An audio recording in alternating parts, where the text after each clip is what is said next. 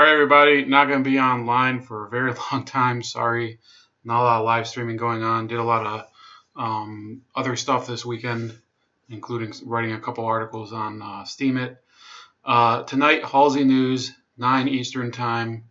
I will put the link in the chat. Okay, in fact, might as well find it now. I'll put it afterward. Anyway, so go to Halsey News. It will be concerning this new article, the Mattis file uncovered, the raving Russophobia signals the end of liberalism. And if you remember, this was concerning a phone conversation between Adrian Lloyd, just my stupid opinion on YouTube, and Mattis, where he basically spills the beans. He was in daily contact with David Brock's American Bridge 21st Century. He was doing a lot of basically snooping around his old stomping grounds on Facebook, but trying to feed information to the Hillary Clinton super PACs at the expense of his former Bernie colleagues.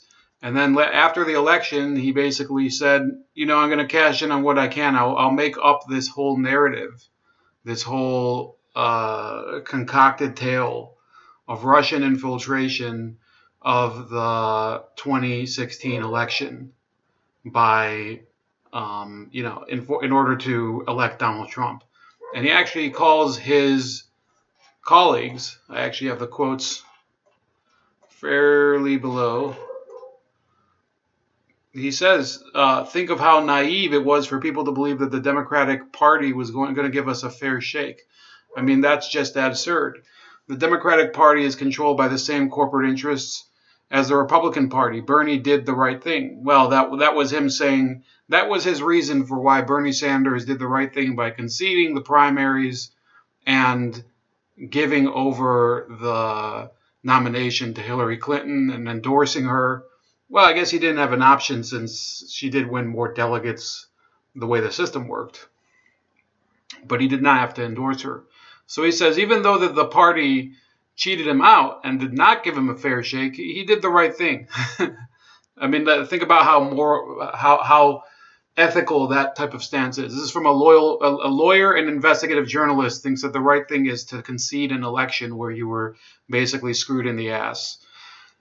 Then he says about his former colleagues, Joe Perulli and Jim Boydston and the rest of the Bernie Sanders organizers that he screwed over by spying on them on behalf of Brock's 21st Century American Bridge. He says, I don't know whoever said I was an administrator of a Bernie Sanders group.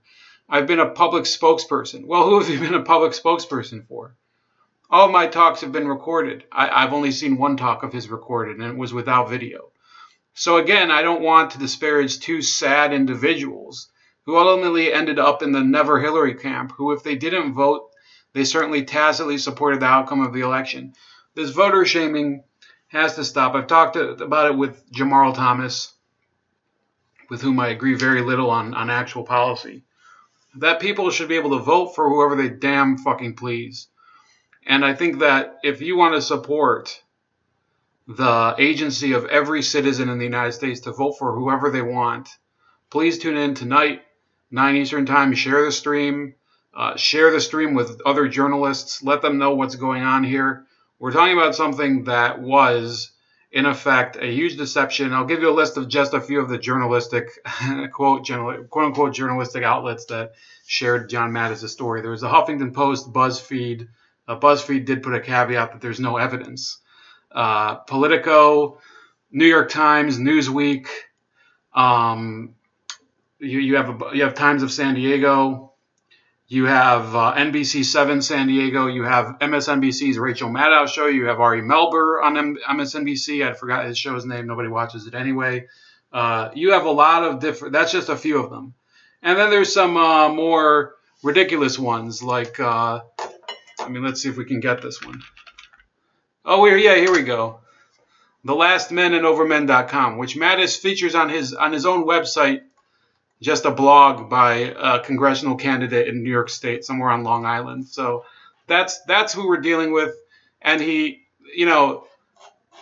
to be honest with you, we didn't think we would get this far, but he talked to Adrian Lloyd, who we just made up a fake name for him, and told him that he was working for a Canadian newspaper that hasn't published, I think, since 2008 or something. So, and he still bought it. And this is the guy who's claiming that he caught fake news affecting the election.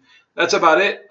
Please tune in tonight. I will put the description in the video once it's uploaded, or the link in the description once it's uploaded. Sorry, it looks like I've lost my touch with the streaming.